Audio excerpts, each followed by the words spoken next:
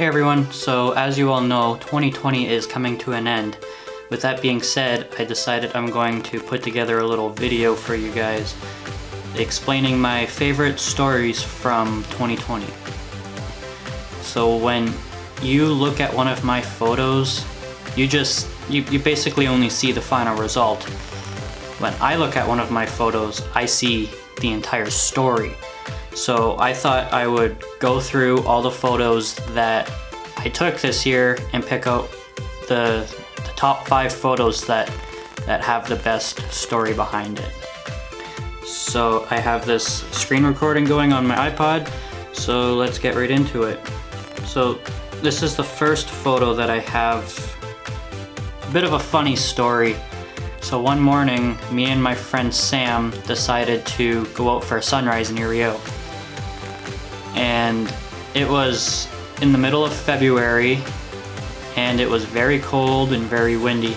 Like, it was so windy, in fact, that the water was like crashing up over the edge of the pier and freezing on the sidewalk, so the entire sidewalk was just a complete ice rink. We had to probably walk 15-20 feet away from the edge of the pier to so that way we didn't get covered with water and get all wet. So we were shooting the sunrise, and there was a lot of birds out at sunrise that morning. So the goal in mind for me was to try to capture as many birds as I can in the shot. And I managed to do that, as you can see. And after we were done shooting in that spot, I decided that I wanted to head towards the lighthouse at the end of the pier. And we were on our way there, and I decided, why not stop at the beach for a few minutes? So I decided that it might be a good idea to take a little shortcut to get to the beach. Well, turns out it wasn't such a good idea, because I stepped off the edge of the pier onto what I thought was snow, and it turns out that it was actually a puddle that was about 2 feet deep that had frozen over, had like a thin layer of snow over top of it, so it just looked like the regular ground. And I was about 6 or 7 steps into this frozen puddle, and I go right through the ice.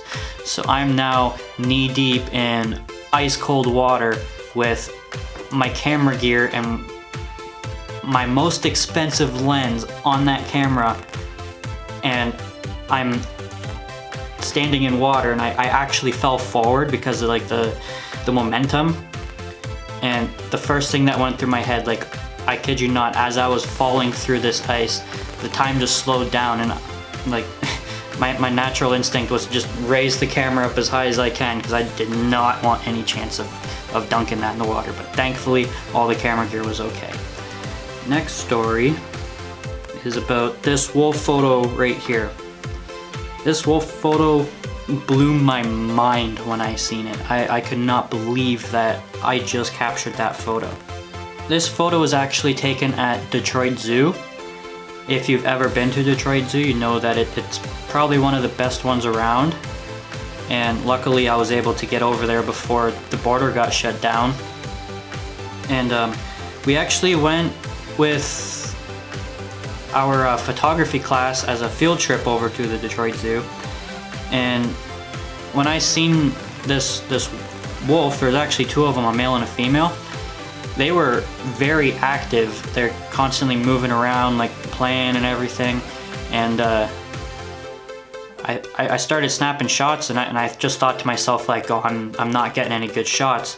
And I met this other photographer that's literally all he does is take photos of wildlife in the zoos, and he'll stand there for hours and hours on end taking photos, just thousands and thousands of photos, until he gets a nice shot. So I thought to myself, that's what I need to do.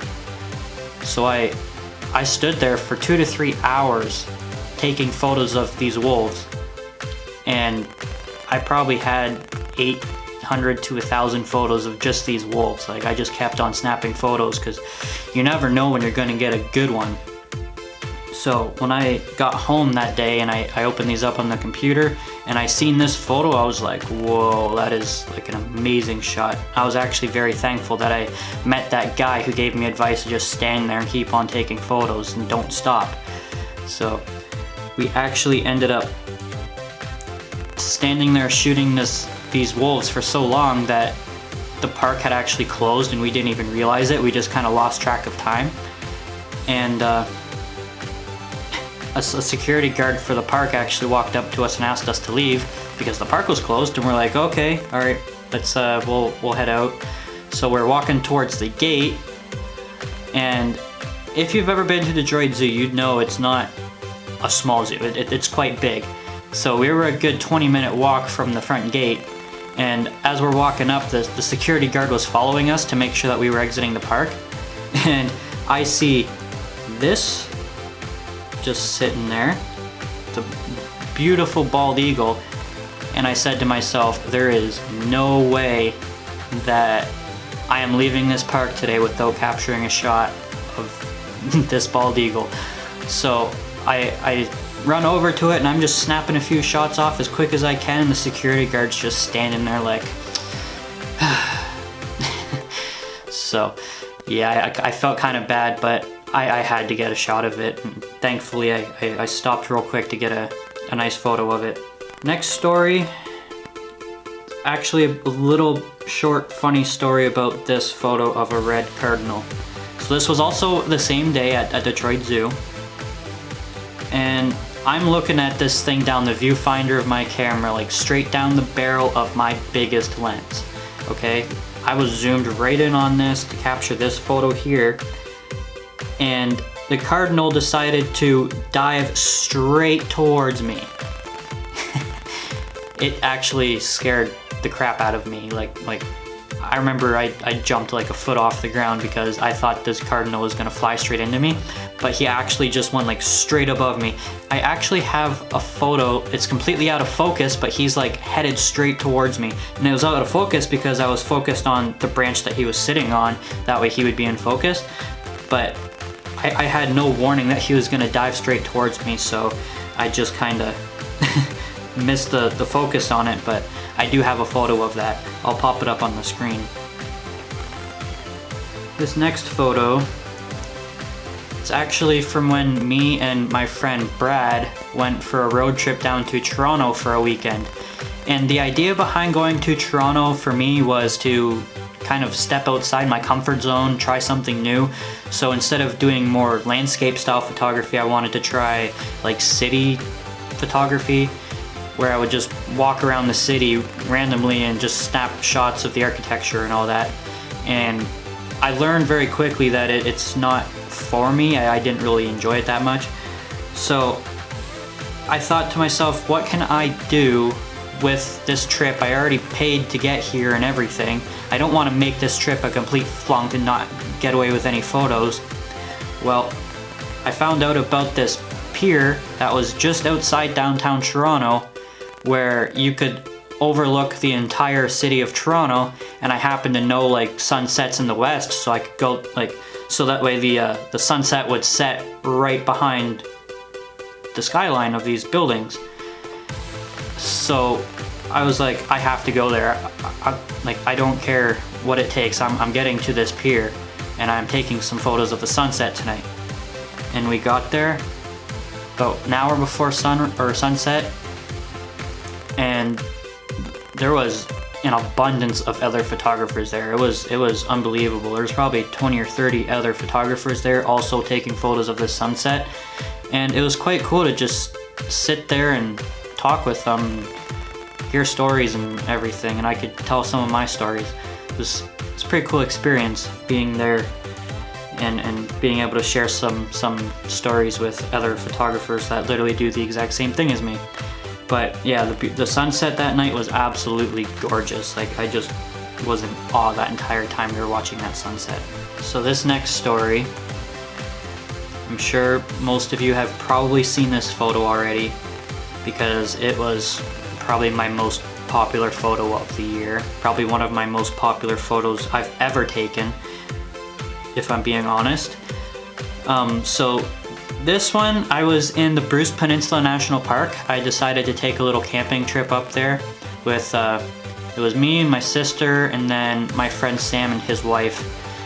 We all went up to the Bruce Peninsula National Park for the weekend. We were camping right in the national park. And the night that we got there, we went for a little hike. There's a trail that goes all the way around this lake called Cypress Lake. And we just went on this hike, and I kind of spotted a little area where I thought like that could make for a good photo. So I went back and grabbed the camera, and we got there just in time for sunset. And I realized like the lake was just as smooth as glass. Like there was not a ripple in the water.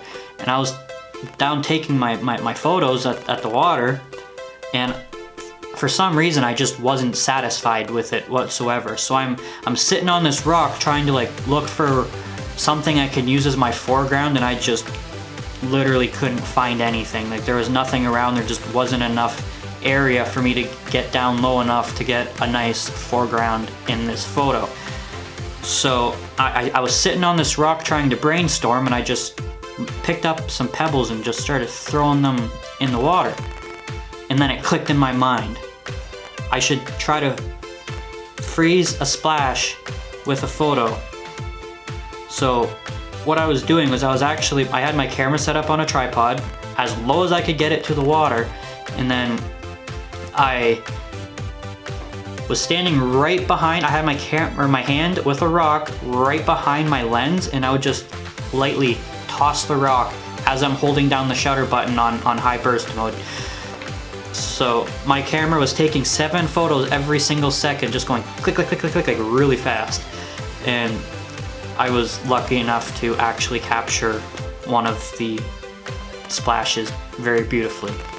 I probably threw 15 to 20 rocks before I was happy with a shot, and I'm glad that I kept on throwing those rocks because that splash shot was unbelievable. And this next photo here actually ties in a little bit with the last one, because I was actually in pretty much the exact same spot for this photo as I was for that splash photo. This was taken that night. We were sitting at the campfire. It was probably about 10 o'clock at night, and our campsite was like pretty shaded in with trees, so there wasn't much view of the sky. But as I'm sitting at the fire, I just happened to look up at the sky, and I seen an abundance of stars, like more stars than I've ever seen in my life, because there is pretty much no light pollution up there. And here in Chatham, it's just, we're full of light pollution. You can't really, yeah, you can see the stars on a clear night, but not like you can up there. It's unbelievable how many stars are up there. It was very cold out because it was September, middle of September when we went up there, and it was 10 o'clock at night, so you probably imagine it was pretty cold.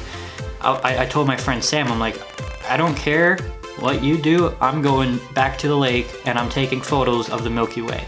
And the reason why I wanted to go back down to the lake was because that way I could get away from all like the light that was being emitted from the fires from all the other campers. If like that would completely ruin a photo of the Milky Way for me. So I went back down to the lake. It was like a 2-minute walk back down to the lake. And right before I went, like Sam kept telling me like, oh, I'm tired, I'm gonna go to bed, blah, blah, blah. So I'm like, okay, like that's fine, I'm gonna go by myself then. And last minute, he's like, you know what? I don't wanna miss this opportunity, so I'm gonna come with you. So he came with me, and we were taking photos of this Milky Way. I had already taken photos of the Milky Way previously, so I knew how to do it. But it's not something that you could just point your camera up at the sky and just snap a quick photo. Like you have to know what you're doing to get a photo like this. So I actually remember teaching Sam a little bit about this, and it was pretty cool to know that like I was able to share my knowledge with someone, so that way they could also get a photo.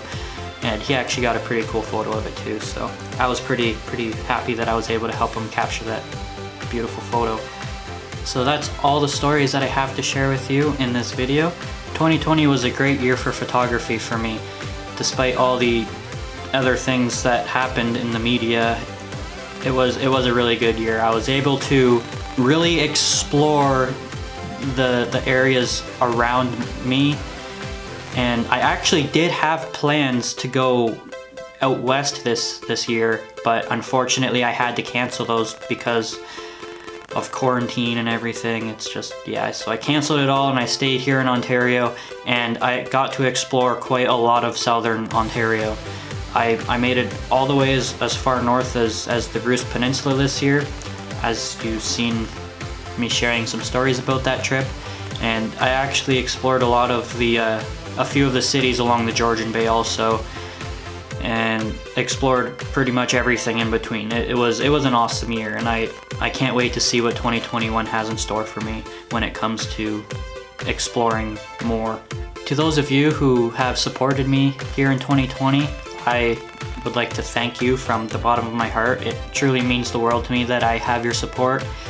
And to the people that went the extra mile and bought one of my prints, canvases, or bought one of my calendars, thank you from the bottom of my heart. It is truly heartwarming to me that I'm able to share my work with you and you get to enjoy it in your home. So thank you to all of you that have purchased something off of me.